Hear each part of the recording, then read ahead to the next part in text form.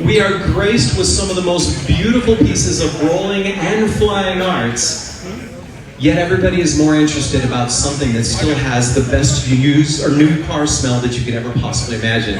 And why? Because of the fact that we all love Porsches. Make some noise! Come on, everybody! It is absolutely an honor to introduce the gentleman that has the responsibility of making sure that all of you will be wowed by this incredible car. Ladies and gentlemen, let's hear from Sasha to introduce the 992. Come on, folks! Thank you so much. I'll try not to mess it up, but after such a great introduction by our MC, how can I do better? I have no idea. So, since I'm totally nervous, I may revert back to my mother tongue German, so you may all understand me when I talk. So on behalf of Beverly Hills Porsche, Porsche Club of America LA region, and Porsche Cars North America, I'd like to welcome you to the 992 secret unveil. We were hoping to have all the cars here by now, but they're actually stuck at port and have to go through emissions, CARB and EPA testing. We're supposed to have the cars by September 20th, so in about a week and a half or so we should have them. Porsche Cars North America was nice enough to give us one to show it today to you guys. What's so special about the car? I could talk a little bit about it, but I would sound like an amateur compared to Tony, since Tony knows a lot about the car. We did some little videos yesterday. So I guess without further ado, this is the 8th generation of the 911 since 1963. So only 8 times after like 9 years before I was born, we see a new 911, and Ashley will unveil it now for us. 5, 4, 3, 2, 1!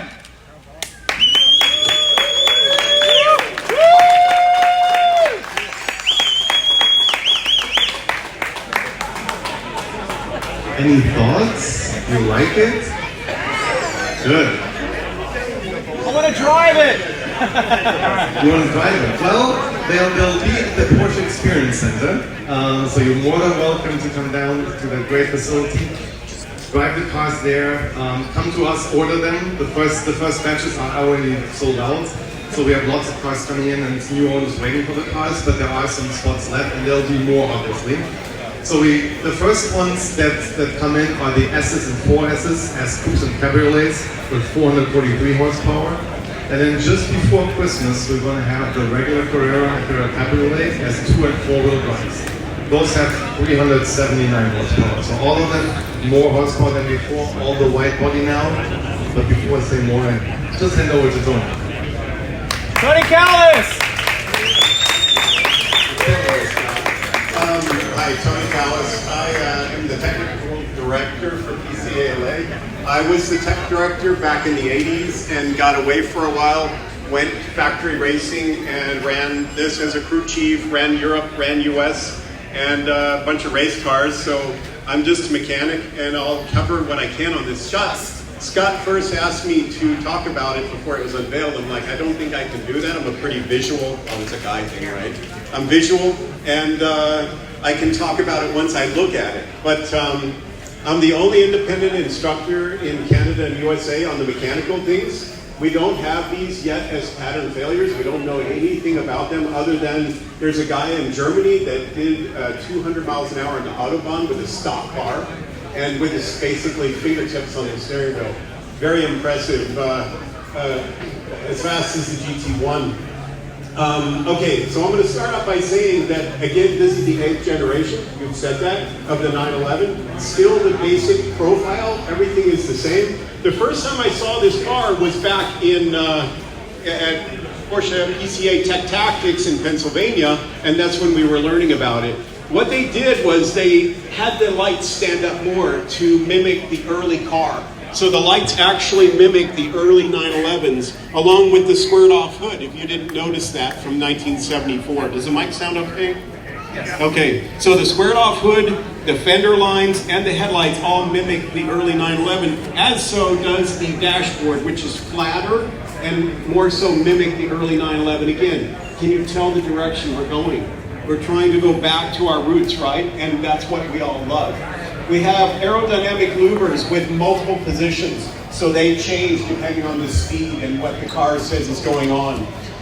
We have more aluminum body panels than we ever have. Okay, so we've moved up to about 80% aluminum, which is critical. We have our matrix headlights. Of course, everything on the car is an LED now, but we have our daytime running lights, if you want to call it, or city lights that are LED, 4 little LEDs, and then our main projection beam. Wheels, standard, come with 19-inch front, 20-inch rear. In the S like this, you get 20-inch front, 21-inch rear. First time we've ever staggered wheels on a street car.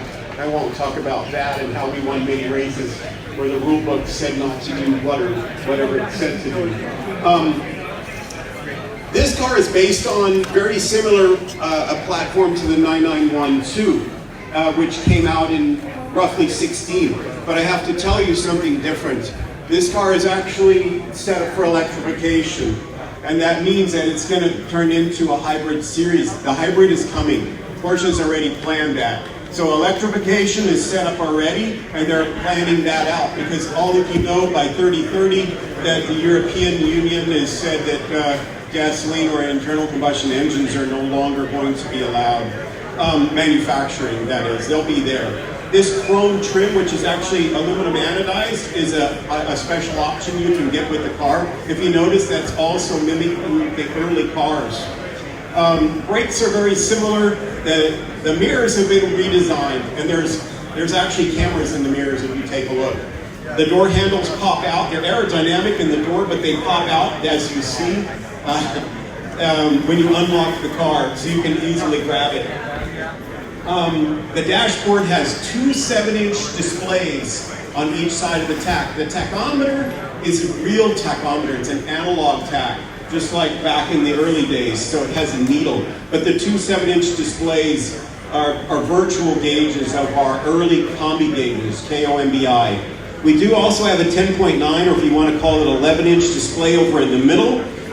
P to K lever is much, much smaller now. The interior is similar to the 971 or the new Panamera from 17. It's going to be a little bit of a bummer for me, but there's no more headlight mechanical switch. They're buttons.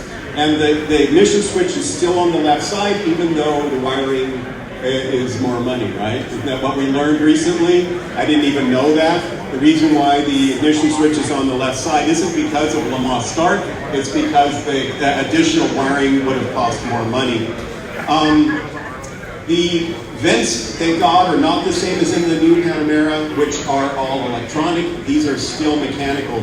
We believe that a car should be mostly mechanical when it's a sports car, because you shouldn't, as Diane was telling me, you shouldn't be able to, you want to drive and be able to operate the car without looking, which a lot of mechanical items are like that. So we stuck with the ignition switch and a few other items like the vents.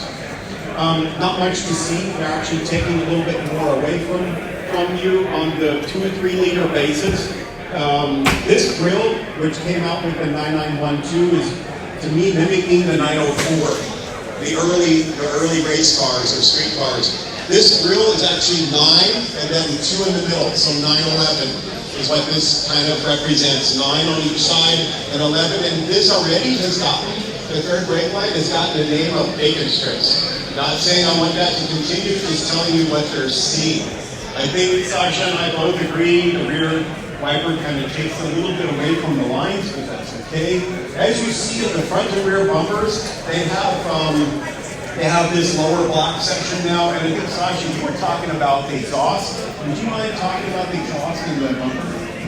Absolutely. So this car has the sport exhaust, which are the 2 big pipes. The regular S has a quad pipe, so 2 on each side. They're very low situated, and you see a lot of paint over here, so it's the new style. However, if you go with the sport design package, the license plate actually moves up in the same position as it used to be over here. And the same thing in the front, you'll have the older style with the, what you call it, those lines coming down. So this is the sport design package, optionally available in the car. Very good. Almost finished, just really quick. So the Porsche emblem in the back now for the first time is what we call 3D. It's kind of written in 3D. It's not just an emblem on the back. And personally, I like just the 911 in the center. If you look at these cars where you get the emblem delete basically, and you can get just the 911. It has the full-length rear light bar, which used to be just with C4s, and now all of these bodies have the full-length light bar. The wide body is standard on both C2 and C4 instead of just C4. And for those of you that know Porsche 911s, the C4 was the only one that, along with the turbo, that had the turbo suspension and brakes. But now we have one platform for that. The car is roughly 45 millimeters wider and 20 millimeters longer. So anybody that tells you it's a lot larger, that's not true. So at 25.4 millimeters per inch, it's under 2 inches wider in the front. It's the GT3 track. So you're getting a lot of the GT3 technology here. You can get a sport design rocker and front spoiler, but of course everything's an option that you'll have to pay for. And then lastly, in the wheelhouse liners, there are acoustic sensors that sense water on the road, so it will not just automatically go to wet mode. It will ask you, do you want to be in wet mode? And then you control the car. Are we good, Sasha? Okay, why don't you finish off? And I appreciate everything. Thank you.